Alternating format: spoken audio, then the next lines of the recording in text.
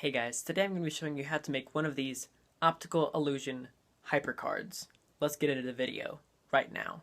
So let's get into how to build the hypercard. So the hypercard is this cool optical illusion where you can bend it one way, bend it the other way, and both ways it doesn't exactly work. So this shouldn't be possible, but somehow it is. This works much better with a double backer, but I will be showing you how to do this with both versions, both with a regular card and a double backer. So let's get into how to do it right now. So first, the things you need. Let's get into that. So, things you have right here, you have your double backer, you have a regular card, you have a Sharpie, and you have your scissors. So that is what you'll need. Go grab those, come back to the video, and let's get on to building your hypercard. So for your hypercard, let's start off with the regular card first. This will be building it the same way. It will just come out turning, and it will look a little bit different. First, take your Sharpie. And right on the card, you're going to draw a line on the long side at halfway. So it doesn't need to be very big. Just make a little dash just like that. Just that little dot right there. That's all you need. So you can do that both on that and on your double backer. And you are now set right there. You're then going to turn around both cards. That way the dot is facing away from you. So now you have this cut in half. If you were to fold it right at the dot, now you're going to cut it in 3. So you're going to need to make 2 dashes this time. It's going to be about there and about there. So you can see right about where those are. Do that on both of these. Put this about here and about here. Now, you can be done with your Sharpie. You can get rid of that. Now let's get into what you're doing to actually build the hypercard. So for the regular card, you're only going to cut to this middle line here. That's all the farther you're going to need to cut. So you're here, grab your scissors, grab your regular card, and let's start with the one in the middle. Just cut from here, right on that line, all the way to the very center. Now you're not going to want to cut past the center, but you're not going to want to cut beforehand. Cut right to where that center dot is. Right there, like that. Then you're going to turn around and do the same thing for your other 2 dashes. Cut all the way to the middle. So you're here on that side. And you really want to make sure it's in the middle. Now, those 3 points where you stopped are all lined up.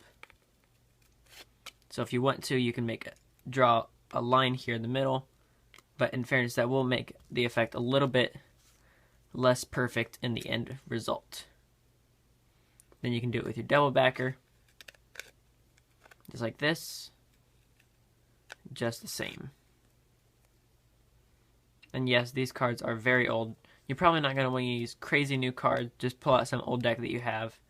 But you don't want to use really crappy cards like these, because then the finished product will not look quite as new. There you go.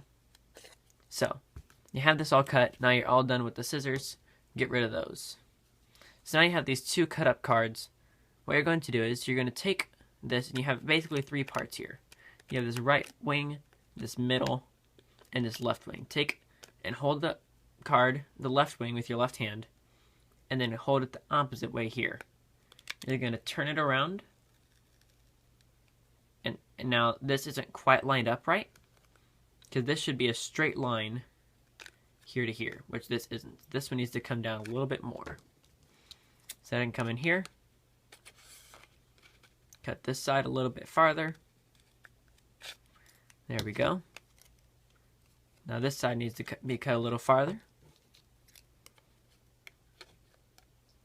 See, so you're never going to really get this on a perfect first time unless you draw that line in the middle, knowing exactly where to cut to. And there you have it. Now once you're here, you have this done, you're going to fold that middle part down. Now you have this gap here, you make sure that's creased, then crease it the other way too. So you have this middle part creased both ways. Then you can just keep this up. And then you have the first version of this Hypercard. Now it does look better with a bigger numbered card, like having an 8 or something like this, that you get more and less of this white stuff right here. It's just not as appealing. So using a face card definitely can be better if you don't have a double backer. Double backers, you can either use an actual double backer or do what I did in this case, because I don't really feel like using one of my double backers. I just use two-sided tape and tape two cards together. But then you're going to do the same thing with this one. Come here, fold this over, just like so. Fold that here, then come back, fold it the other way, and now you have your second Hypercard that actually looks a lot better as long as I put a little more tape in there, because in fairness I didn't put tape in the middle. Forgot that I'd have to do that. Let's use a little bit more tape. Put that right down the middle right there. But in fairness, you can just use a double backer, or if you want to peel the layers back on the card, that is another option. But there you go.